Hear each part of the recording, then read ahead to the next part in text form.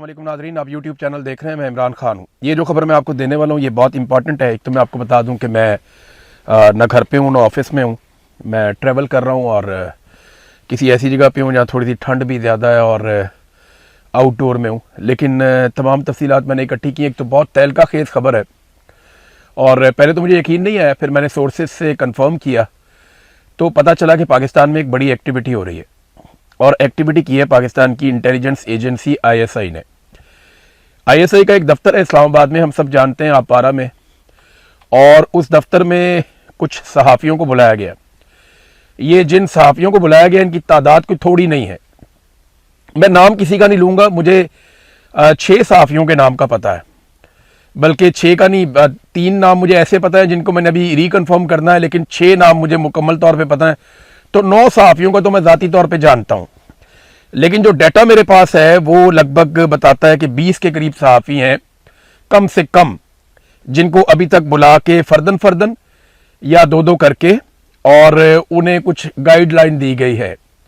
ये तमाम वो सहाफ़ी हैं जिनसे कुछ सरकार खुश नहीं है। ये वो सहाफ़ी हैं जिनसे पाकिस्तान की मिलिट्री एस्टेब्लिशमेंट अपनी मर्ज़ी का बयानिया बनवाने में मुकम्मल तौर पे कामयाब नहीं हुई। अब और ये सीनियर लोग हैं सारे, ऐसे नहीं हैं, ये मकबूल लोग हैं, आप सारे इनको जानते हैं।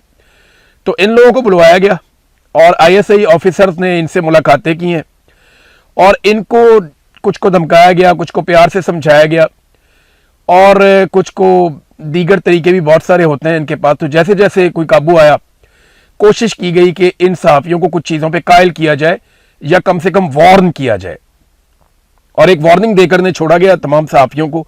अब जो चीज़ें इनके सामने रखी गई वो मैं आपको बता देता हूँ। एक तो इन सहाफ़ियों से डिमांड किया गया कुछ चीज़ों के बारे में कि इन चीज़ों पे आप बात नहीं करेंगे, और दूसरा इन सहाफ़ियों से डिमांड किया गया कि आप इन चीज़ों पे बात करेंगे, और तीसरा इन सहाफ़ियों को यह भी बताया गया कि आपने फोकस किन चीज़ों पे रखना है और किन पर नहीं रखना। फिर आपको पता है किस तरीके से धमकाया जाता है। तो सबसे पहली जो चीज़ मुझे कंफर्म हुई वो दहशतगर्दी का मामला है। गुज़िश्ता एक हफ्ते में दहशतगर्दी के वाक़यात में दर्जनों अफराद पाकिस्तान में शहीद हो गए। लगातार दहशतगर्दी के वाक़यात बढ़ते जा रहे हैं और सबसे आसान तरीका यह है कि अफगानिस्तान पे डाल दो, इंडिया पे डाल दो और अपने आप को बेगुनाह कर लो। लेकिन जब भी दहशतगर्दी का एक वाक़या होता है तो वो इंटेलिजेंस का एक बहुत बड़ा फेलियर होता है, और इंटेलिजेंस एजेंसियां अपना फेलियर छुपाने के लिए अब सहाफ़ियों के ऊपर दबाव डाल रही हैं कि आपने बिल्कुल दहशतगर्दी के मामलात को खुद से नहीं उठाना, बल्कि आपने जो हम बात करेंगे वो बात आपने करनी है। तो दहशतगर्दी के मामलात पे मीडिया को दबाया गया कि इसके ऊपर अपने से कोई कवरेज नहीं करनी और कोई ओपिनियन नहीं बनानी कि ये एक बहुत बड़ा इंटेलिजेंस फेलियर हो रहा है, बलूचिस्तान की सूरत हाल या खैबर पख्तूनख्वा के कबायली इलाकों में ये क्या हो रहा है, चाहे ड्रोन हमले हैं, चाहे मॉर्टर गोले फायर किए जा रहे हैं, चाहे निहत्ते शहरी शहीद हो रहे हैं, चाहे पुलिस वाले शहीद हो रहे हैं, चाहे फौजी शहीद हो रहे हैं। तो इन तमाम चीज़ों पे मना किया गया इन लोगों को कि जनाब इससे दुश्मन को फायदा होता है, लिहाजा आप ये ना करें।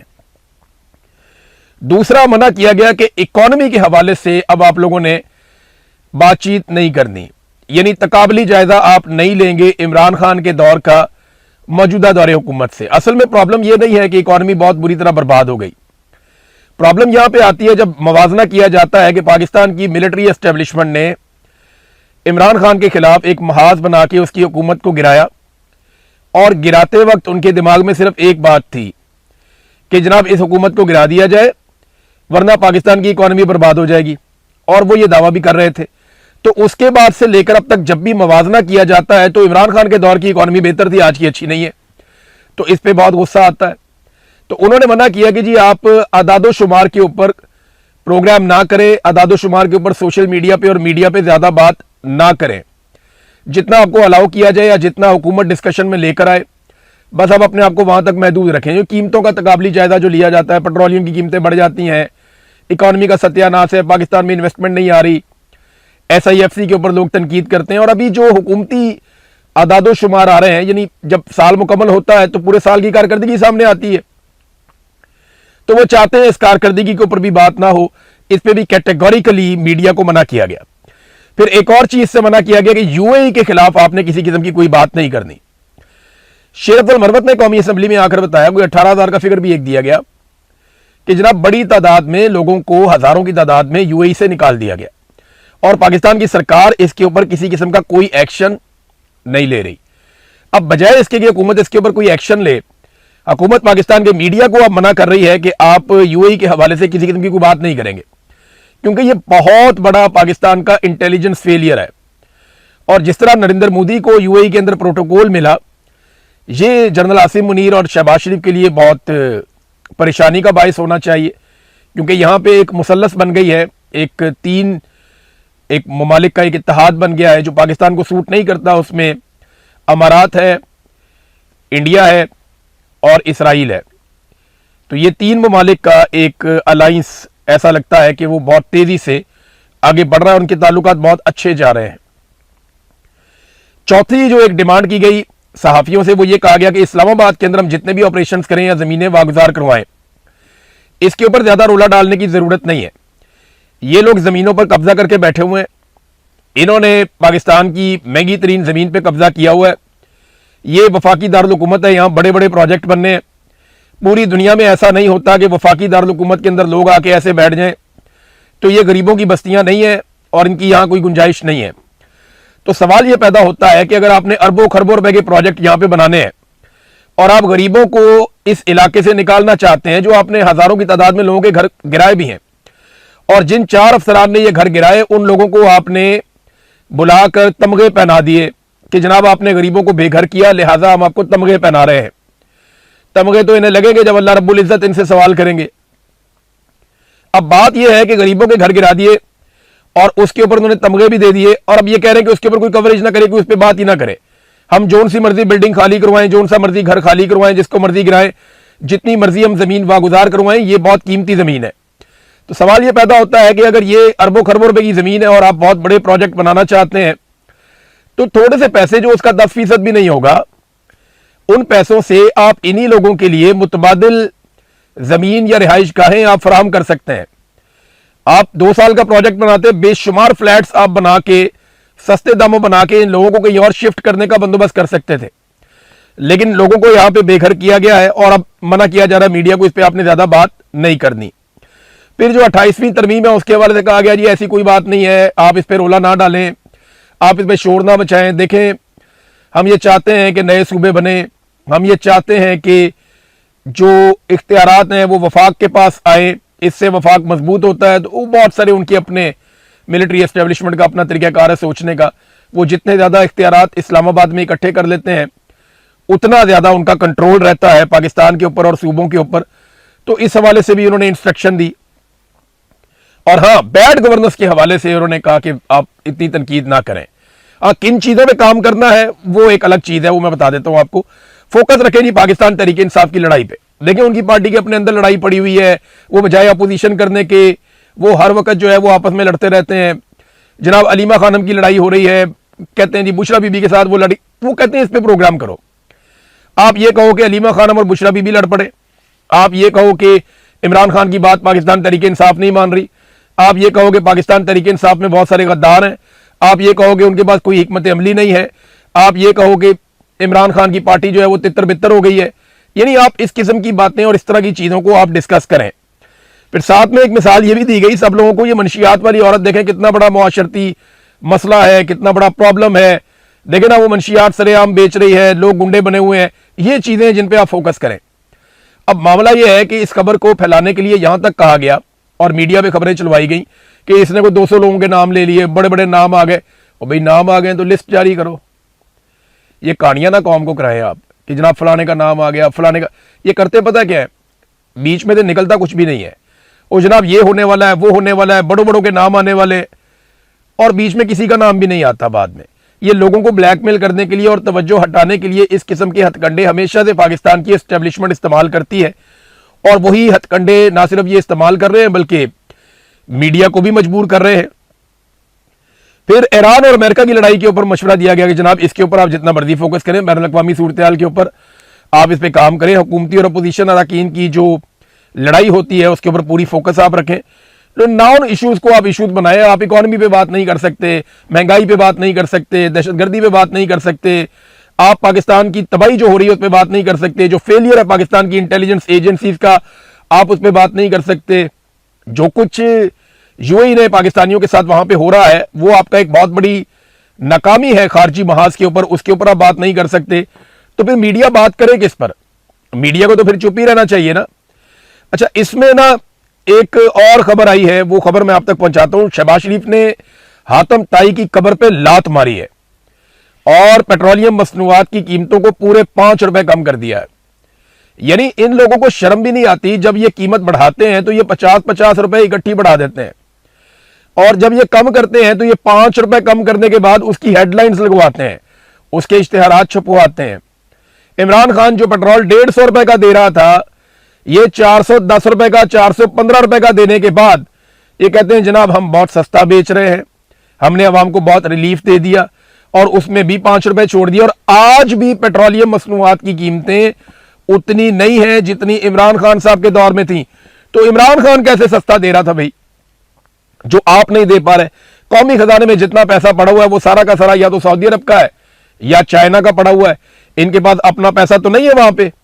और एक और खबर आप ले लें कि आईएमएफ के कहने के ऊपर पाकिस्तान की सरकार ने अब यह फैसला कर लिया है कि जुलाई से चाहे वो बिजली के बिल हो, चाहे वो गैस के बिल हो, चाहे आप पेट्रोल डालने के लिए जाएं पेट्रोल पंप पे, इन तीनों चीजों के ऊपर जितनी भी सब्सिडी थी, थोड़ी थी, बहुत थोड़ी थी, गरीब आदमी के लिए थी, बहुत छोटे सारिफ के लिए थी, वो सारी की सारी सब्सिडीज अब खत्म कर दी गई हैं। 1 जुलाई के बाद मुबैना तौर पे आपको ये सब्सिडीज नहीं मिलेंगी। उसके बाद आप बिजली के बिलों में और गैस के बिलों में जब सब्सिडीज नहीं देखेंगे तो इसका मतलब यह है कि आपको बहुत भारी बिल अदा करने पड़ेंगे। और एक नया सरचार्ज भी आयद किया जाएगा पाकिस्तानियों के ऊपर, जो वादा पाकिस्तान ने आईएमएफ के साथ किया है, और उस सरचार्ज के तहत पाकिस्तानी 1764 अरब रुपए का इजाफी टैक्स पे करेंगे। और यह सरचार्ज लगाया जाएगा बिजली के बिलों में, यानी जो आपको बिल आएगा उसमें एक नया सरचार्ज भी शामिल होगा। आपको इतना बिल नहीं आएगा जितने आपको टैक्सेस पड़ेंगे।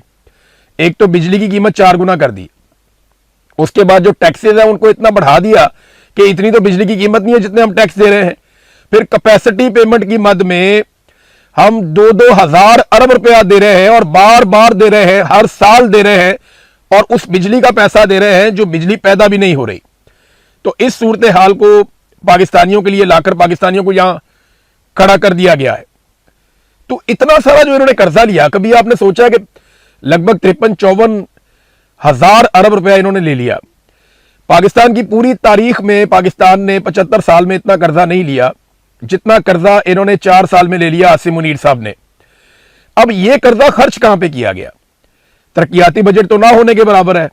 आपके तरक्याती मंसूबे सारे बंद हैं, ना कोई डैम बन रहे हैं, ना कोई अस्पताल बन रहे हैं, ना कोई यूनिवर्सिटी बन रही है, ना कोई पाकिस्तान बहुत बड़े बड़े कोई दिफाई प्रोजेक्ट बना रहा है, ना पाकिस्तान के दिफाई बजट कोई बहुत बड़े हो गए हैं, ना पाकिस्तान कोई बहुत बड़े पैमाने पे माइनिंग कर रहा है, ना हम अपने तेल के ज़खायर ढूंढ रहे हैं, ना हम कुछ दूसरे तीसरे काम कर रहे, कुछ भी नहीं कर रहे। ना हमने इन्वायरमेंट पे काम किया, ना हमने सियाहत पे काम किया, ना हम दहशतगर्दी के मैदान में कामयाब हुए, ना हमने अपने इदारों को इन्हांस किया, कुछ भी तो नहीं किया हमने।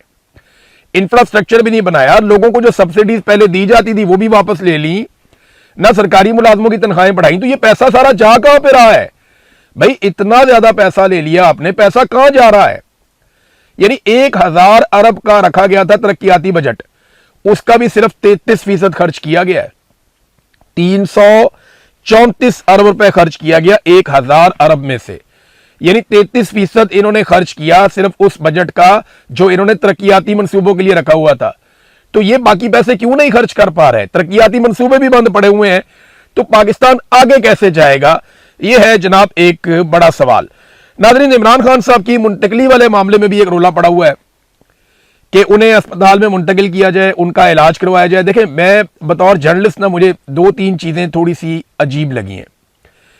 नंबर 1, सुहेल अफरीदी साहब ने 1 हफ्ते का टाइम दिया जो मंगल वाले दिन मुकम्मल हो जाएगा, कि मंगल वाले दिन अगर इमरान खान साहब की फैमिली की मुलाकात करवा दी गई या इमरान खान साहब को मंगल वाले दिन तक अस्पताल मुंतकिल किया गया, उनके अपने डॉक्टर्स और फैमिली की मर्जी से उनका इलाज करवाया गया, तो फिर तो ठीक है। लेकिन अगर यह नहीं किया जाता तो सुहेल अफरीदी साहब ज्यादा सख्त रद्द-ए-अमल देंगे। अब महमूद अचकज़ई साहब और अल्लामा राजा नासिर अब्बास साहब ने भी बड़ी सख्त तकारीर की हैं। महमूद अचकज़ई साहब ये कहते हैं कि जनाब अगर आपने फैमिली को मिलवाना है तो आप बताएं कब मिलवाएंगे, इमरान खान का इलाज करवाना है या नहीं करवाना ये भी बताएं, आपके पास 3 दिन है, 3 दिनों में आप हमें आगाह करें वरना फिर हम पार्लियामेंट नहीं चलने देंगे। अब दोनों ने अपनी अपनी जगह धमकी दी है और दोनों के 3 दिन और 7 दिन मुकम्मल हो रहे हैं मंगल को। तो मंगल को ऐसा क्या होने जा रहा है कि इन सबको लगता है कि अब दबाव डालना चाहिए? क्या कोई बैकडोर चैनल बात हो रही है जिसमें यह साबित हो रहा है कि मंगल को इमरान खान साहब की या तो मुलाकात करवा दी जाएगी या कोई उनको रिलीफ दिया जाएगा या इमरान खान साहब को कोई अस्पताल में मुंतकिल किया जाएगा? क्या ऐसी कोई गारंटी दी गई है? तो एक इंफॉर्मेशन मुझे 2 सोर्सेज से पता चली कि पाकिस्तान तहरीक इंसाफ को बाकायदा धमकाया गया है कि मंगल वाले दिन आप एहतजाजी कोई सिलसिला नहीं करेंगे, आप बड़े पैमाने पर लोगों को लेकर अडियाला की तरफ नहीं आएंगे, अगर आप आएंगे तो आप खुद जिम्मेदार होंगे क्योंकि दहशतगर्दी के वाकयात बढ़ रहे हैं, आपको इजाजत नहीं दी जाएगी। तो दहशतगर्दी के वाकयात को जवाब बना के पाकिस्तान की मिलिट्री एस्टेब्लिशमेंट ने बड़ा क्लियर पैगाम दिया पाकिस्तान तहरीक इंसाफ को। पाकिस्तान तहरीक इंसाफ ने इस पर क्या फैसला करना है ये एक आधे दिन में पता चल जाएगा, लेकिन धमकाया जरूर गया है और ये इंफॉर्मेशन डिफरेंट सोर्सेज बता रहे हैं। अब नाज़रीन, बिलावल को क्योंकि कल झटका लगा, उन्होंने एक थोड़ी बदतमीजी की थी उन्होंने शादिया मरी के साथ।